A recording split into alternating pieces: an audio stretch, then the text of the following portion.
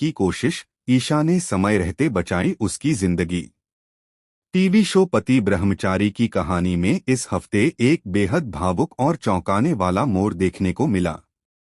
कहानी में एक तरफ जहां प्यार, इज्जत और आत्मसम्मान की टक्कर देखने को मिली, वहीं दूसरी ओर समाज की सोच और अमीरी के घमंड ने एक मासूम लड़की को आत्महत्या करने तक मजबूर कर दिया। लेकिन सही वक्त पर पहुंचे ईशा और सूरज ने जो किया, उसने दर्शकों के दिलों को छू लिया।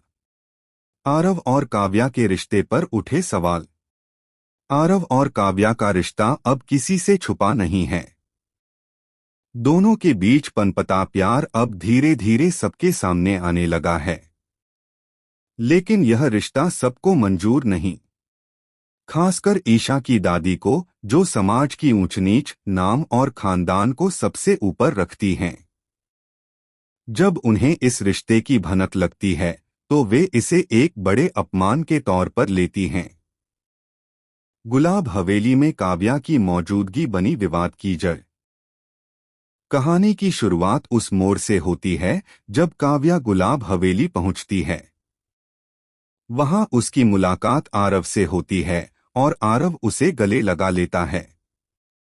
दुर्भाग्य से उसी समय दादी वहां पहुंच जाती हैं। उस वक्त उन्हें कुछ खास समझ नहीं आता, लेकिन उन्हें शक जरूर हो जाता है। बाद में जब उनकी मुलाकात मार्केट में पापा जी यानी अरविंद जी से होती है तो वे अपने शक को यकीन में बदल देती हैं। दादी का घमंड और अपमानजनक भाषा। दादी, जो खुद को बहुत बड़ा मानती हैं, काव्या के बारे में अपमानजनक बातें करने लगती हैं। पापा जी एक बहुत ही आत्मसम्मानी इंसान हैं। जब दादी उनके सामने काव्या के चरित्र पर उंगली उठाती हैं तो उन्हें यह बात बर्दाश्त नहीं होती। गुस्से में आकर वे दादी से साफ साफ कह देते हैं कि अगर उनकी बेटी ने कोई गलत काम किया हो तो वे अपनी चप्पल सिर पर रखकर उनके पैरों में नाक रगड़ेंगे। दादी ने किया काव्या को सबके सामने बेइज्जत। दादी इस बात को अपने अपमान के रूप में लेती हैं और बदले की आग में जलती हुई सूरज के मोहल्ले में जा पहुंचती हैं। वहां सूरज और आदित्य का कबड्डी मैच चल रहा होता है। पूरा मोहल्ला वहां इकट्ठा होता है। उसी भीड़ के सामने दादी काव्या को चरित्रहीन कह देती हैं। वह सबके सामने काव्या का आईडी कार्ड दिखाती हैं और कहती हैं कि यह लड़की गुलाब हवेली में काम करती है और उनके पोते को फंसा रही है।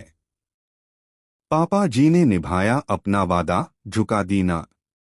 पापा जी जब सच्चाई पूछते हैं तो काव्या सिर झुकाकर कबूल कर लेती है कि वह गुलाब हवेली में ही काम करती है।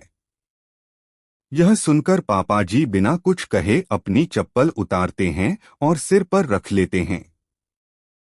इसके बाद सबके सामने दादी के पैरों में नाक रगड़ने लगते हैं। यह दृश्य देखकर पूरा मोहल्ला स्तब्ध रह जाता है।